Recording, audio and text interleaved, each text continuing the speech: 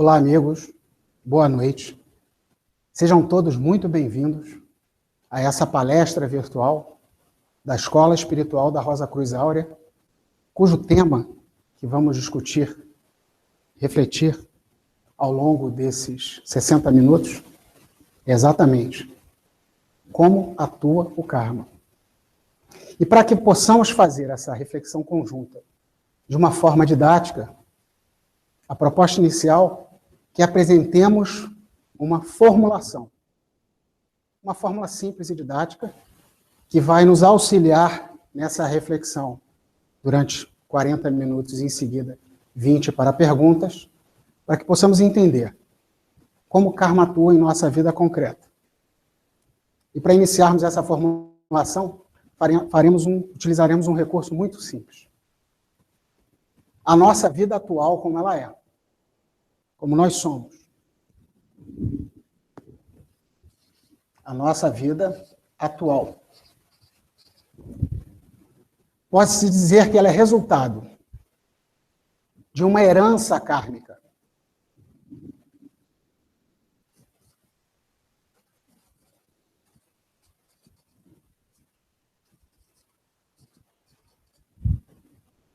E além disso que nós chamamos do karma, a herança kármica, temos um segundo desdobramento do karma, que é a herança sanguínea, que tem uma leve diferenciação em relação ao que conhecemos como karma objetivamente.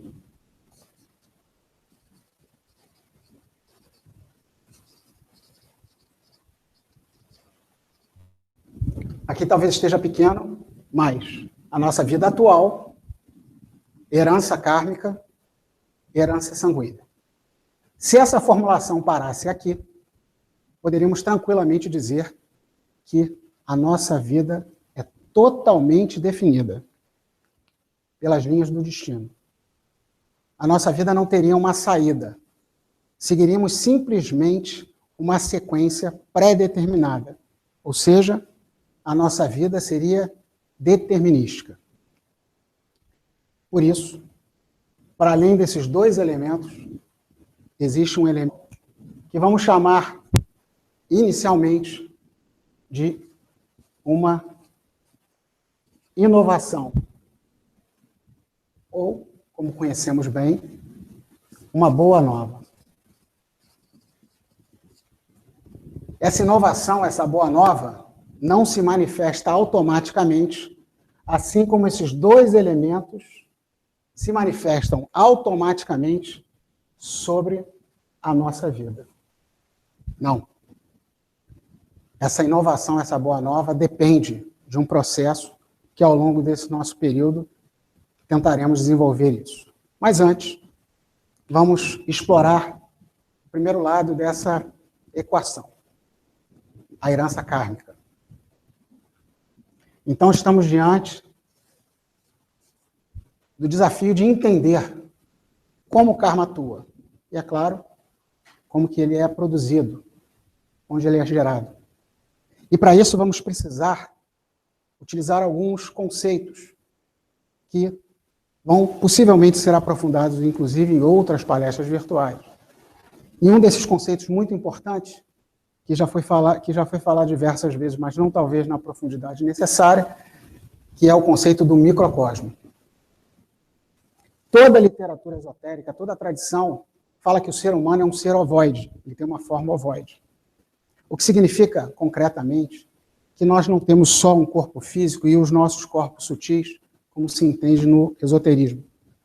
Nós somos envolvidos por uma membrana, um campo magnético, que é bem mais amplo que a nossa estrutura física, que é o nosso pequeno mundo, que é o nosso microcosmo. Dentro desse microcosmo, existe a nossa manifestação de personalidade. Então, dentro desse microcosmo, estamos nós. E a relação que existe entre o microcosmo e a personalidade, ela ocorre de duas maneiras, que são absolutamente ligadas com essa equação da nossa vida concreta, real, diária. Vamos agora fazer uma pequena digressão sobre o microcosmo. O microcosmo, ele é a nossa possibilidade de conexão com a Trindade. Deus, cosmos e o homem. Sem essa ligação com o microcosmos, somos seres isolados em nossa própria personalidade. Porque, de fato, o microcosmo é o Filho de Deus. É a imagem e semelhança de Deus. Um pequeno mundo, um pequeno cosmos que representa toda a estrutura da divindade. Mas ela perdeu a potencialidade de se manifestar um fenômeno chamado queda, que não vamos entrar em detalhe nele agora, mas que a relação entre a personalidade e o microcosmo, ela produz da seguinte maneira o karma. O microcosmo é como se fosse uma casa. E a personalidade é como se fosse um habitante que aluga essa casa. E a cada habitante dessa casa, ele recebe de herança, por isso herança kármica, aquilo que o habitante anterior deixou na casa. Como simbolicamente um quadro, um sofá, um móvel. E na prática concreta, nós, quando nascemos, nós somos envolvidos por uma influência microcósmica que, sob um sentido, essa ligação é uma ligação kármica, resultante de tentativas das diversas personalidades que viveram no microcosmo de encontrar o sentido da vida. Todas as tentativas sinceras, todas as tentativas de busca de uma plenitude, de um novo pensar, de um novo sentir, de uma nova vida, todas essas tentativas que não chegam ao seu objetivo final, deixam uma marca. E essa marca, essa lembrança de personalidades passadas, chega para a nossa personalidade atual, para a nossa vida atual, como uma inspiração. E uma inspiração que, na verdade, é, por vezes, um sinal de esgotamento. Esgotamento. O karma, do ponto de vista da estrutura divina, do plano de Deus, ele significa um esgotamento. Porque aquele microcosmo recebe e guarda dentro de si todas as experiências das personalidades passadas que, na sua busca, não encontraram o seu objetivo, mas tentaram um caminho. Esse caminho não foi bem sucedido. Tentaram outro caminho. Esse caminho também não foi bem sucedido. Mas essa experiência é colhida e recolhida numa estrutura que a gente pode chamar de estrutura kármica, que vai ficar presente no microcosmo do ser humano e simbolicamente como se fossem umas estrelinhas ou nuvens. Quando ela vai se manifestar? Em que momento que se manifesta? Em que momento que o karma passa a atuar? E aí a gente vai entender um pouco da herança sanguínea. Quando nós nascemos, nós temos uma ligação extremamente forte com os nossos pais. Uma ligação sanguínea. E toda uma herança sanguínea das vivências, da linha hereditária que nós recebemos, se manifesta naturalmente na forma com que a criança nasce. Uma ligação sanguínea. Contudo, quando o jovem entra na sua adolescência, em torno dos 16 anos, 15 anos, 14 anos, a individualidade humana se caracteriza pela entrada em ligação da personalidade com o karma individual. Não mais com o karma sanguíneo, que continua a influenciar o sistema durante toda a sua vida. E essa relação entre o karma sanguíneo, entre a herança sanguínea e o karma propriamente dito, ela vai caminhando junto com a vida do ser humano até o final de sua vida em uma inspiração ou uma sobrecarga ou um esgotamento. Como falamos no início, se não houvesse a possibilidade de nenhuma inovação, o que haveria seria repetição. Repetição. Porque o karma, além de ser visto como um processo de esgotamento, ele também determina tendências. E aí essa palavra tendência, ela é muito importante para a gente, porque ela está associada, por vezes, a um automatismo. Não está muito bom aqui, né? A caneta, mas a palavra automatismo, a palavra tendência. Então, o ser humano que segue o seu destino, que lê o seu mapa astral do seu microcosmo e confirma sistematicamente a sua personalidade, as suas características, e confirma para si próprio diariamente, eu sou assim, esse é o meu jeito, eu não tenho como mudar. Na verdade, ele está definindo para si próprio a confirmação do seu destino. Ele está definindo para si próprio uma sentença de continuidade. E alguns podem perguntar, existe karma bom? Existe karma ruim? Do ponto de vista dessa estrutura, que é a nossa vida concreta, sim, karma bom, karma ruim. Mas como a gente sabe, tudo é relativo. O que para um é bom, para outro é ruim, e no final dessa equação, dessa soma, a soma é zero. Os prós e contras dessa equação, entre bom e ruim, entre pagar e não pagar, entre viver e não viver o karma, o resultante final é zero. Ou seja, a vida se encerra, produzindo novamente um karma para aquele que sucederá aquele microcosmo. E aqui é o ponto fundamental. O karma determina a nossa vida? Não. Ele não determina a nossa vida. O karma não define quem nós somos. O karma não é o aspecto mais importante dessa equação. Se o ser humano tiver a coragem de mudar. Existe no próprio cristianismo, se fala na Boa Nova. E isso é a grande magia da própria vida. A vida não está determinada. Ela não está determinada se nós não quisermos que seja assim. Por isso que o buscador da verdade, aquele que bate a porta, ele encontra uma abertura na porta. Ele tem a possibilidade concreta de não receber a manifestação do seu karma como uma coisa boa ou ruim, não. Simplesmente como uma suspensão, para que ele possa viver experiências absolutamente novas do que é a principal necessidade humana, o renascimento, a reforma humana. O ser humano, ele busca fundamentalmente uma mudança. Ele busca uma nova forma de viver. E essa possibilidade existe concretamente, se for descoberto dentro de si esse potencial de inovação. E esse potencial de inovação é uma consciência que existe, sim, em cada ser humano, e podemos chamar aqui de consciência do coração, que no primeiro momento dessa percepção, ela é essa consciência que se manifesta no nosso coração, que também é chamada em várias literaturas de uma consciência crística, a consciência inovadora, da Boa Nova. E essa consciência, ela nos revela de forma concreta quem nós somos. Ela nos permite reconhecer quem nós somos. Para quê? Para vivermos constantemente essa manifestação kármica. Amigos, o karma vai se manifestar.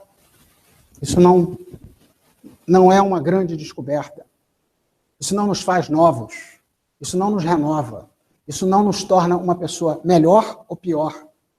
Nessa contabilidade entre pagar karma e criar karma, se essa nova consciência não surgir, nós vamos pagar karma, nós vamos criar karma, como um contador eterno que não para de contar e apagar e criar uma equação infinda que o resultado dele é zero.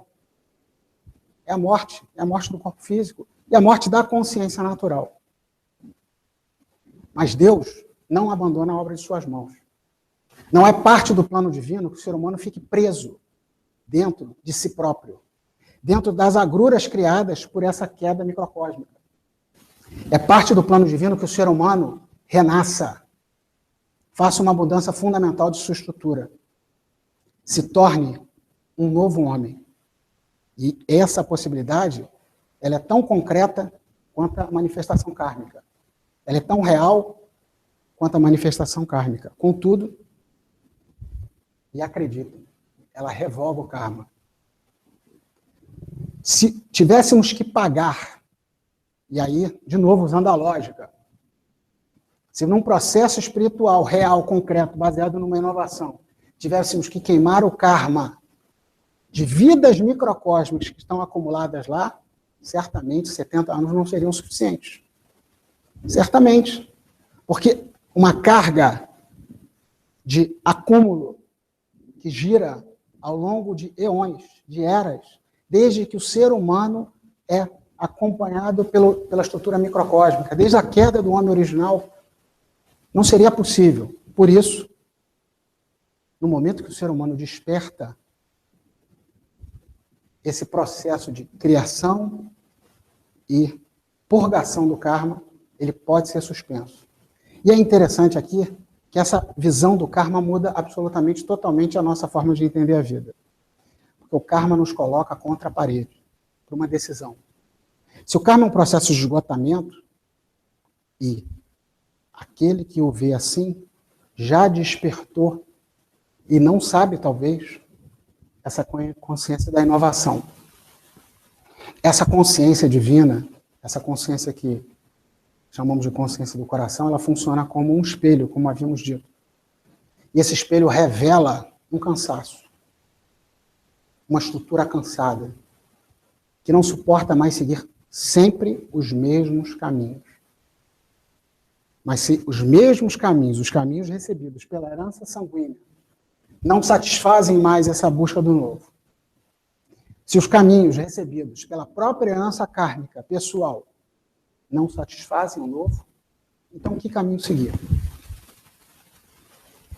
É exatamente esse caminho, e exatamente um caminho como esse, que é passível de ser realizado em todas as escolas espirituais de todos os tempos. É um caminho cujo primeiro passo dele é um passo que é extremamente potente, ele revela de forma poderosíssima, mas ao mesmo tempo extremamente desafiador e exige de nós uma coragem, que é caminhar a partir de uma nova consciência. Por isso se diz nos evangelhos, não é possível colocar vinho novo em odres velhos. Não é possível colocar uma nova energia numa estrutura antiga, velha. É preciso renovar o homem para que ele receba essa conexão. E quando essa conexão é possível de ser realizada, quando essa novidade, essa nova consciência fala cada vez mais alto no ser humano, e o ser humano recebe como graça, e é graça, a possibilidade de uma suspensão do karma, a partir desse momento ele recebe, como não poderia ser diferente, livre arbítrio. Essa é a ideia da divindade. Essa é a ideia de Deus. Dar ao homem o que sempre lhe pertenceu. Porque a estrutura astral dessa natureza, a estrutura viciada nesse sistema repetitivo determinístico, dá a falsa impressão que nós não somos livres, que nós estamos presos. E é uma falsa impressão que se revela quando a nova consciência desperta. E se ela despertar, e o candidato tiver coragem e ir atrás dela o tempo todo, com toda a sua energia, é possível realizar uma verdadeira ligação com esse microcosmo que vamos apresentar aqui.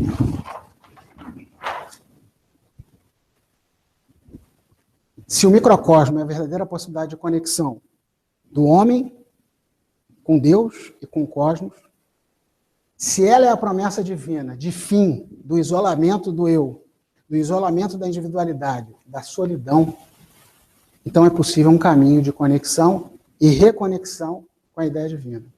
E esse caminho de conexão e reconexão se dá a partir dessa consciência do coração.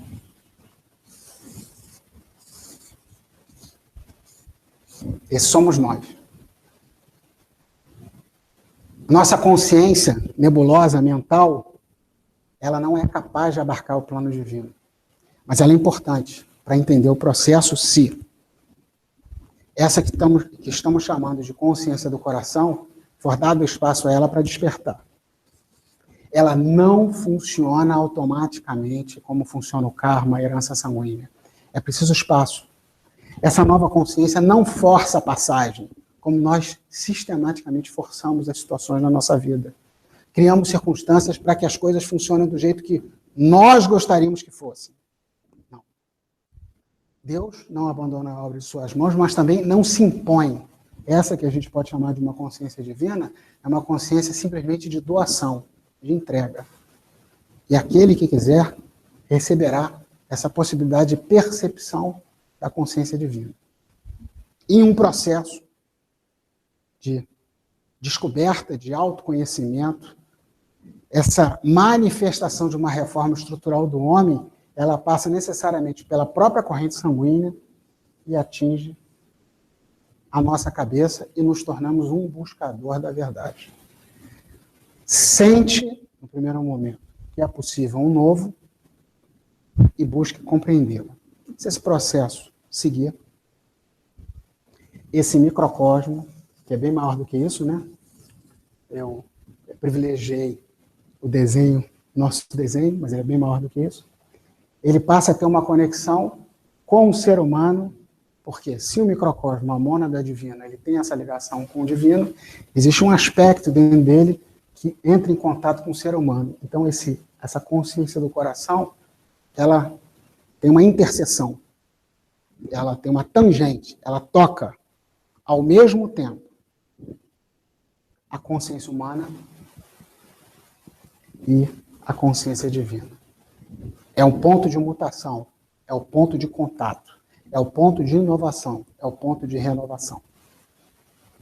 E essa consciência que não nos pertence, mas nos pertence por uma tremenda contradição, ela não nos pertence quando ela está em estado latente, não damos espaço para ela, mas ela nos pertence quando, num processo de esgotamento gerado pelo próprio karma, aquietamos, silenciamos, reconhecemos que não sabemos que caminho seguir, se estabelece essa conexão imediatamente, não automaticamente, imediatamente, o microcosmo ganha vida e o ser humano se conecta ao microcosmo e existe uma consciência da consciência universal e o ser humano passa a compreender o plano divino e passa a realizá-lo.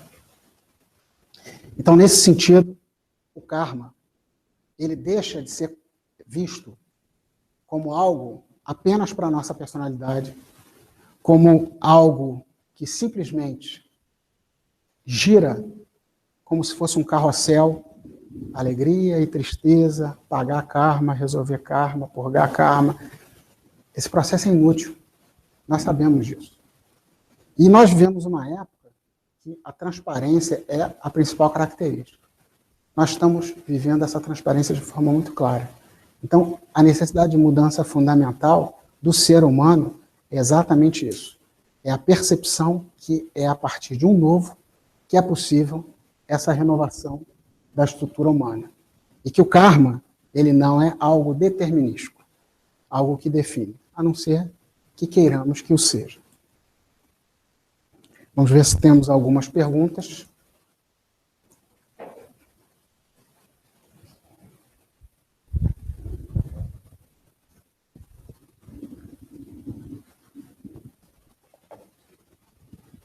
Obrigado.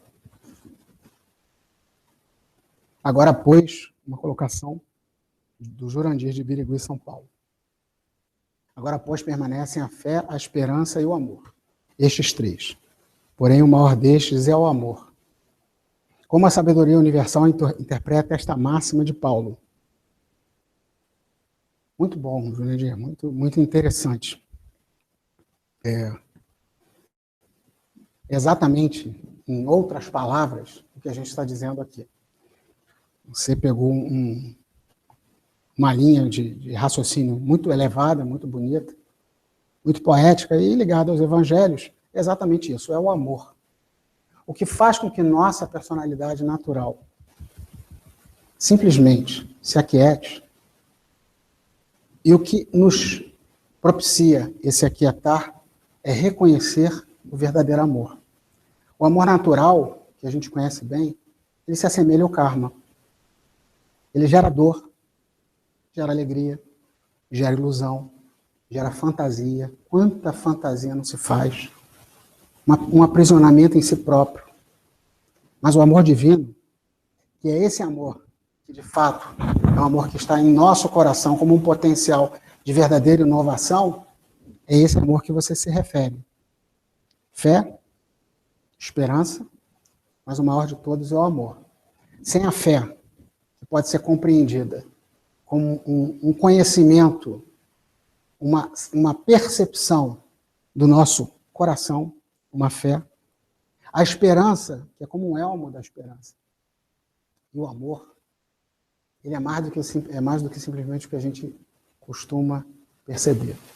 O amor é como que uma espada, que nós definimos dentro de nós o que é possível ser mantido e o que não é possível ser mantido. Por isso que a lei divina, o amor divino, ele também se manifesta na estruturação do karma. Ele divide o ser humano, ele gera no ser humano essa percepção de uma consciência dupla. Por isso que o amor dá essa percepção de divisão. Obrigado, Jurandir. Muito obrigado. Temos aqui o Rafael, de Porto Alegre. Obrigado, Rafael. Pelos estudos da Rosa Cruz, já fomos animais irracionais em outras vidas? Se assim trazemos características dessas vidas até aqui?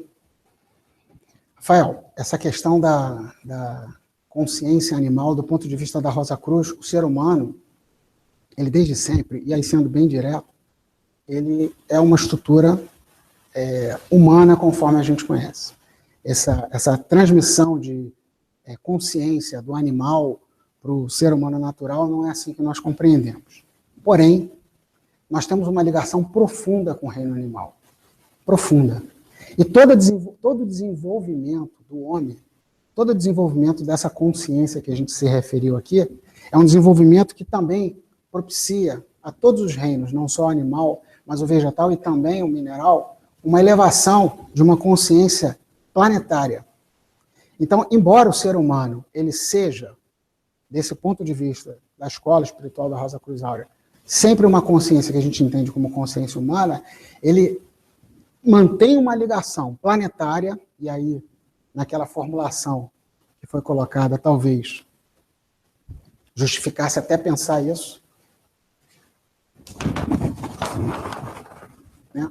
Nós temos uma herança, nessa herança kármica, nós temos uma herança planetária, que é exatamente a ligação que nós temos com todos os reinos, o animal, o vegetal e o mineral. Então, quando o ser humano busca esse caminho que a gente pode chamar de libertação, esse caminho é longe de ser um caminho desconectado com toda a vida planetária. Ele é um caminho que tem uma conexão absoluta. E, visto por outro lado, quando o ser humano se aprofunda na materialidade, que é, em certo sentido, que o homem do século XX viveu isso de forma profunda no chamado racionalismo, o que existe um profundo sofrimento de todos os reinos dessa natureza. Obrigado, Rafael, pela pergunta. Uma pergunta do Rubem, de Crato, do Ceará. Se posso herdar experiências de vidas anteriores, se assim posso reconhecê-las? Sem dúvida que nós recebemos essas experiências de vidas anteriores. Conforme a gente falou, foi falado aqui na palestra. Todas as vidas anteriores do microcosmo, elas deixam uma herança, um resquício nessa nossa casa. A melhor forma da gente entender a manifestação kármica é uma casa. É uma casa que nós... A questão fundamental, Rubem, é o seguinte: se nós acessássemos o karma e entrássemos em conhecimento com toda a nossa experiência kármica anterior, toda ela, todo esse potencial de conhecimento que está presente no nosso karma, o que isso significaria para nós? Nada. Nada. Porque toda essa vivência kármica, em toda a sua intensidade, do ponto de vista energético, nem seria possível. Porque uma estrutura simples, acessando, a tendência à loucura ela é muito grande. É uma questão energética. Mas do ponto de vista concreto da nossa vida atual, isso não resolveria nenhum dos nossos problemas. É como se a gente estivesse dirigindo o carro olhando para o retrovisor. Nós temos que olhar para frente. Uma das formas da gente compreender bem isso, além do carro, imagina um carro que você olha para o retrovisor o tempo todo. Claro que você vai bater, você não vai encontrar o seu objetivo. É entender o seguinte: o que muda concretamente na nossa vida não é o passado. Entender que tem um passado, inclusive entender que tem um passado na nossa própria vida, na nossa vida concreta, é importante. Mas se na nossa própria vida nós vivermos do passado, quantas pessoas não ficam presas na sua infância? Porque minha infância, eu sou assim, porque minha infância foi assim, porque minha adolescência foi assado, e está preso nessa vida. Tem um filme muito interessante, que é O Feitiço do Dia, se eu não me engano o nome dele, eu sempre confundo o nome desse, mas é O Dia da Marmota em inglês. Ele mostra exatamente isso. Uma prisão em si próprio. Se nós tirássemos o karma dessa história e olhássemos concretamente para a gente, para como nós somos, é como se nessa vida nós vivêssemos presos ao nosso karma dessa vida. Imagina uma vida, que alguns chamam até de causa e efeito. De que vale isso? Pararmos e investigarmos. Minha infância foi assim, entender o pai, entender a mãe, entender o país que se viveu, entender, e daí? Essa é a grande magia divina. É uma magia. É possível romper agora com isso tudo. Com o passado, com o presente não, porque o presente é a única coisa que nos resta. Mas com o passado e com uma expectativa ansiosa de futuro. Esse é o fundamento da vida humana. E quando nós reconhecemos esse fundamento, é possível fazer uma mudança. Caso contrário, nós seremos arqueólogos de nós mesmos, que ficamos lá cavando o passado, que elemento. É interessante? É interessante. Mas não resolve fundamentalmente nada.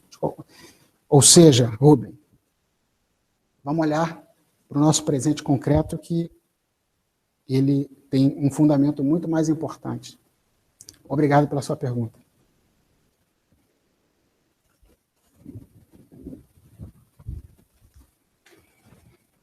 Nós temos aqui o Márcio Alessandro, de Porto Seguro, Bahia. Como adquirir a maestria do autodomínio após despertar a consciência e sair do karma? Muito boa pergunta, Márcio. Muito boa pergunta. Como adquirir a maestria do autodomínio após despertar da consciência e sair do karma? Eu vou tentar pegar um pouquinho as suas palavras e mudar ela um pouquinho, porque a forma como ela está estruturada, ela pode causar um pouquinho de confusão.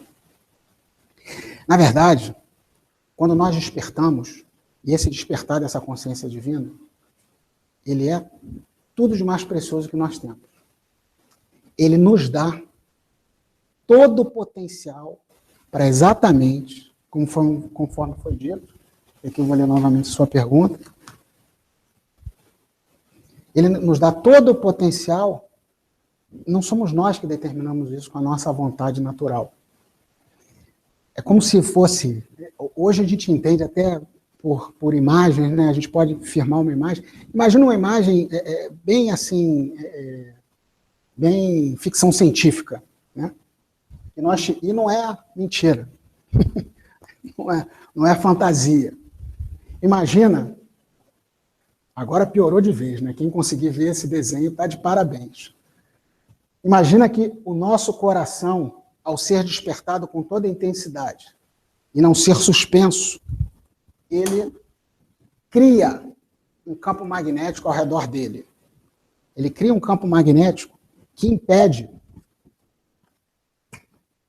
Imaginem esse campo magnético sendo criado, que impede que a manifestação do karma, que se dá pelo saco, seja plena. E é exatamente isso que acontece. O candidato que, sinceramente, vai em busca desse caminho, ele precisa desse pause do karma. Isso acontece.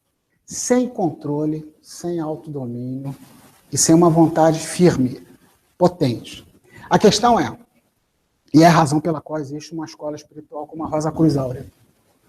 Nós estamos no mundo sofrendo impactos magnéticos constantes de várias influências que reativam e tentam reativar essa manifestação kármica ou sanguínea no nosso sistema. Então, um campo de força, como, por exemplo, formado pela Escola Espiritual da Rosa Cruz Áurea, ele propicia como um instrumento de trabalho que os alunos mantenham essa condição de pausa, que não é nada além de viabilizar para o aluno o livre-arbítrio. O problema é, vai ser exercício do livre-arbítrio ou vai ficar preso no passado? E essa decisão, ela é diária. O prêmio dessa suspensão, ela é real. E ela é preciso acontecer, senão não teria saída. Nós estaríamos presos em nós mesmos, como num abismo sem fim. A questão é, vamos exercer diariamente ou não? Vamos apaixonar-nos por nós mesmos novamente? Pelas nossas fantasias, pelos nossos sonhos, pelos nossos desejos de ser reconhecido. Está tudo pronto, está tudo firme para se reapaixonar. Mas essa decisão é dada novamente. Então, não existe esse autocontrole conforme você colocou, mas sim esse potencial, esse dom de libertação momentânea. Ela dura exatamente um dia, ou uma hora, ou um minuto, ou um átimo de segundo. Naquele período que você precisa tomar uma decisão. E uma decisão é essa, não ser sempre o mesmo. Obrigado, Márcio. Muito obrigado pela sua pergunta. Uma outra pergunta do Regis, de Cachoeirinha do Rio Grande do Sul. Já é uma realidade entre os alunos da Escola Espiritual da Rosa Cruz Áurea a experiência da sexta região cósmica através do átomo centelha divino? Regis, você está usando um linguajar que é um linguajar muito propício dos alunos da Rosa Cruz Áurea. Fica até difícil para os demais, mas eu vou tentar utilizar essa questão. Em primeiro lugar, todo o universo, os Rosa Cruzes falam que existe um mundo invisível. Além desse nosso mundo aqui, para além não, no meio desse nosso mundo, existe um outro mundo que nós acessamos por essa consciência divina. E, para te ser sincero, não só os alunos da Rosa Cruz Áurea, mas qualquer um que mantenha a sua consciência desperta, ele tem contato com essa região divina. A questão é, o que vai se fazer com isso? Quando a gente fala em livre-arbítrio, o que a gente está falando é um resgate de uma situação original, que usando o seu linguajar, a gente pode dizer que é a sétima região pura. A sétima região pura, onde o homem caiu a primeira vez, é a região do livre-arbítrio. Onde no Gênesis, nós lemos ali no Gênesis, lá na Bíblia, que diz: você vai viver da árvore do conhecimento do bem e do mal, ou vai viver da árvore da vida? Escolhe. O ser humano preso nessa corrente, ele não está escolhendo. Ele está seguindo um destino fechado. Mas aquele que tem a possibilidade de vivenciar esse despertar, como você, por exemplo, que já está naturalmente vivenciando esse despertar, você já tem esse contato. A questão é, o que se vai fazer com esse contato? Qual o próximo passo? Então, o próximo passo, sim, é um processo espiritual, um caminho espiritual. Porque Deus não abandona a obra de suas mãos, mas também não cria uma revelação fictícia que tudo é resolvido. Não. Existe um trabalho intenso. E esse trabalho intenso, ele começa a partir desse primeiro passo, conforme você havia falado aqui. Obrigado, Regis, pela sua pergunta.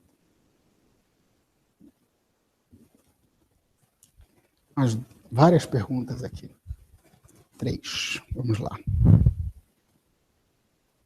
Então, o Ronaldo, de Cachoeirinha, Rio Grande do Sul.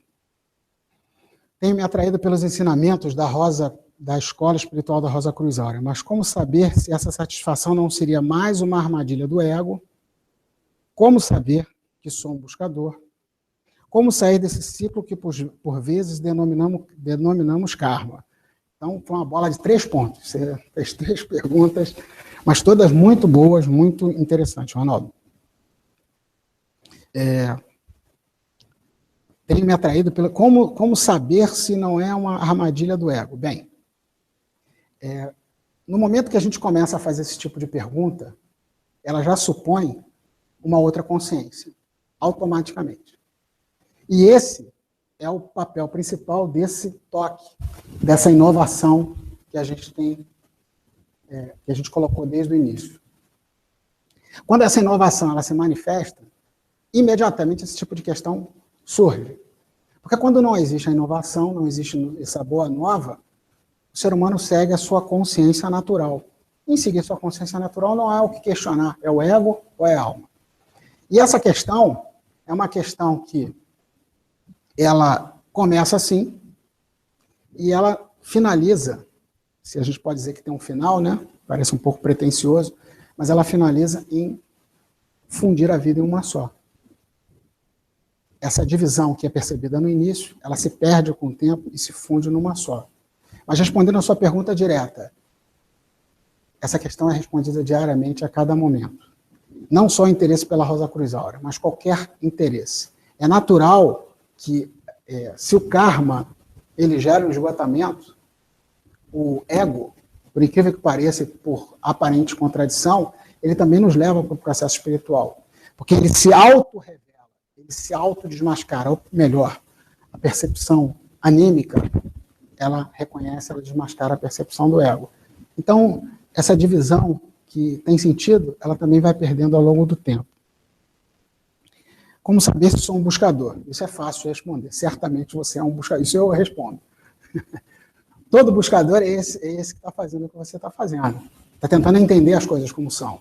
Está tentando viver a verdade. Está tentando compreender a verdade. Não importa se encontrou na escola espiritual da Rosa Cruz Áurea ou em outro lugar, mas está tentando, está buscando, está questionando. Porque quando nós questionamos, nós, na verdade, estamos fugindo a essa cadeia tradicional. Então, todos que estão questionando, essa é fácil. São buscadores. E como sair desse ciclo que, por vezes, denominamos karma? Como a gente apresentou aqui, na verdade, o karma ele tem um processo de suspensão, e isso é muito interessante. Quando a gente caminha no que a gente chama de caminho espiritual, as questões que são lógicas por uma racionalidade, elas passam a mostrar uma certa contradição. Então, karma, ele, por um esgotamento, ele nos leva para esse caminho. E, ao mesmo tempo, por ele ser também um condicionante, um condicionador, ele pode nos aprisionar em si próprio. Então, realmente, esse ciclo de manifestação de karma, ele, no segundo momento, ele passa a ser necessário ser vivido. Mas como vivê-lo? Nós não conseguimos resolver essa questão. Conforme foi dito ao longo da apresentação. 70 anos de vida, não dá para resolver rondas e rondas microcósmicos. Então, a inteligência divina, ela é extremamente refinada, a gente pode falar assim. Então, existe um processo de suspensão. E mais, nenhuma energia se perde nessa natureza. Nem a energia do karma. Então, quando o Filho de Deus ele renasce, o karma também é renascido. Até essa energia kármica é renascida, porque nada se perde no universo. Obrigado, Ronaldo, pela sua... Acho que é a segunda pergunta que você fez. Obrigado.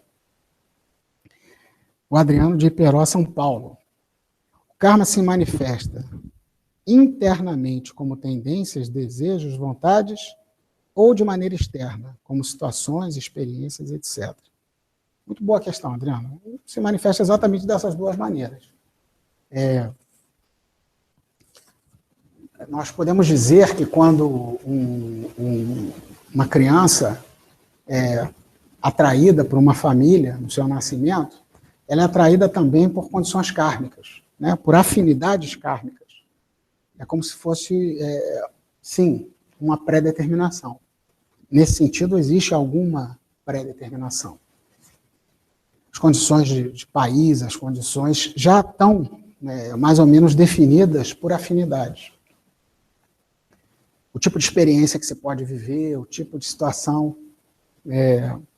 É ser karma ser brasileiro, mas é karma também ser alemão.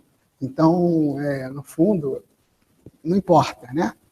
Mas, de novo, o que a gente gostaria de ressaltar, de novo, só complementando, né? Então, tendências, desejos, questões externas.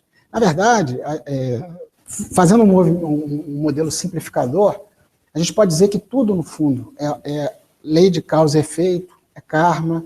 Então, as nossas tendências, as nossas características, algumas muito declaradas, algumas situações muito claras, são situações kármicas, sim. Mas o fundamental, e esse que é a questão mais interessante, é o seguinte: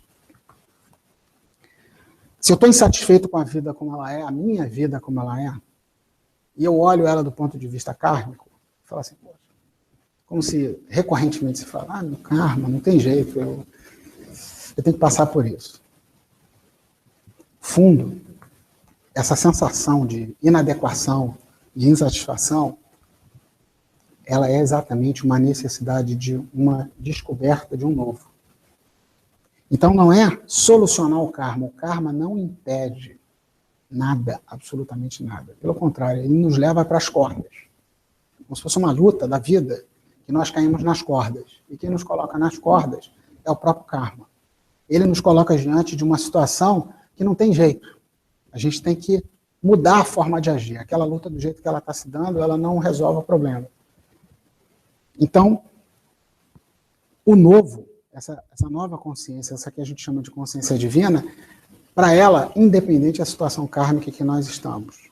Isso é interessante, porque tanto faz o nosso karma como ele é ou como ele não é, o ser humano, a divindade, ela se manifesta para bons e para maus, para o dia e para a noite, a todo tempo.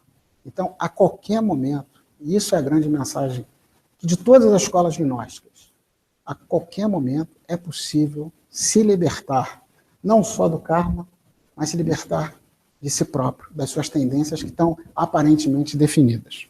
Obrigado, Adriano. Tem um amigo de Angola. Opa. Ou uma amiga. Isis, desculpa. Isis Ambé. Não sei pronunciar provavelmente seu nome, mas é uma grande alegria receber uma pergunta de Angola. Vamos tentar respondê-la. Se o peregrino gera um karma positivo, Dharma, para a próxima personalidade, o Dharma terá a mesma função que o karma? Isis, essa é a sua pergunta, é a pergunta que todos queriam perguntar, e você teve a coragem de fazer. Obrigado. Positivo e negativo. Não sei se você já viu uma figura do Yin Yang. O positivo e o negativo, o karma bom, o karma ruim. O que é karma bom, o que é karma ruim? Alguns chamam de Dharma, o karma positivo. Alguns chamam de karma, aquilo que é difícil. Uma pessoa rica, uma pessoa feliz, é uma pessoa que resolveu as suas questões na vida. Uma passagem de Buda, ele diz o seguinte, que mesmo que o ser humano vivesse no paraíso, ainda assim a alma estaria fora de sua casa. Mesmo que vivesse situações super confortáveis de vida, ainda assim o ser divino ele não estaria atendido dentro da sua necessidade fundamental. Então o efeito é sempre o mesmo, respondendo diretamente à sua questão. O efeito é exatamente o mesmo, seja positivo ou seja negativo. Tá bom? Obrigado, Isis. Muito obrigado pela sua questão. Espero que tenha atendido a você.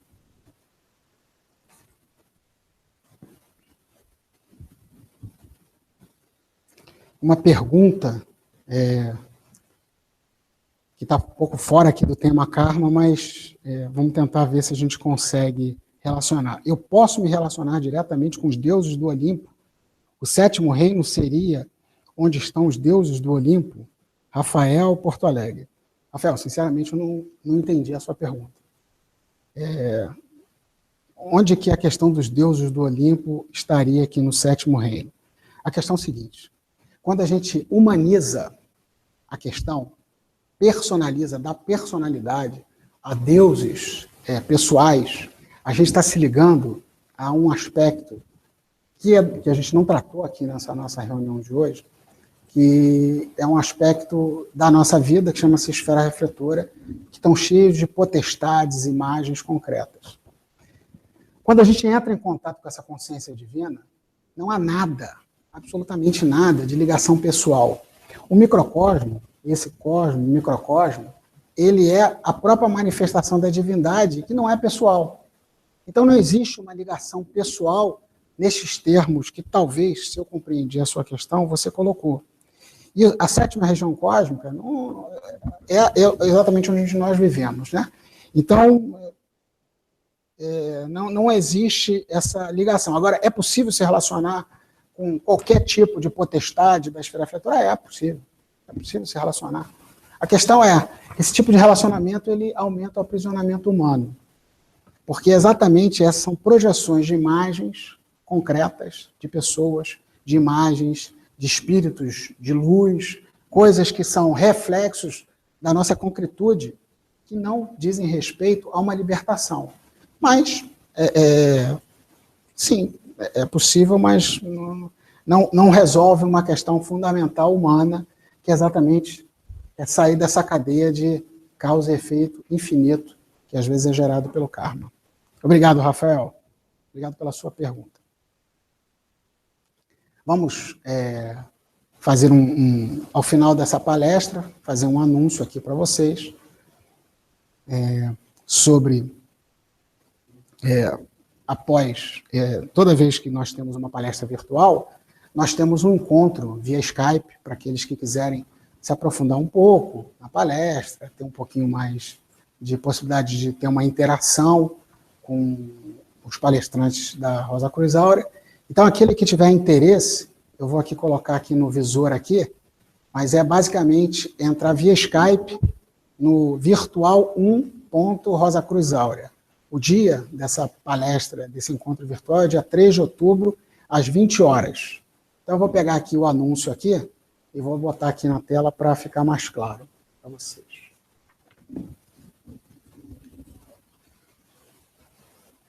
Então, esse encontro virtual ele é factível, é possível de ser realizado aqui. Tá bom? Então, quem quiser, no próximo dia 3 de outubro, às 20 horas, nós faremos essa palestra. Se tiver mais alguma pergunta, nós tentaremos respondê-la, senão, nós vamos deixar uma última mensagem e encerrar. Não? Então, tá bom. Então, amigos, gostaríamos de agradecer a presença de todos. Espero que tenha sido interessante essa nossa reflexão e dizer a todos vocês que é uma grande alegria a gente ter essa possibilidade de ter esse contato mesmo virtual, mas a Escola Espiritual da Rosa Cruz Áurea, ela tem seus lugares físicos, que você pode entrar pelo Facebook, entrar pelo site da escola e descobri-los, ok? Uma boa noite a todos e tudo de bom para vocês. Tchau.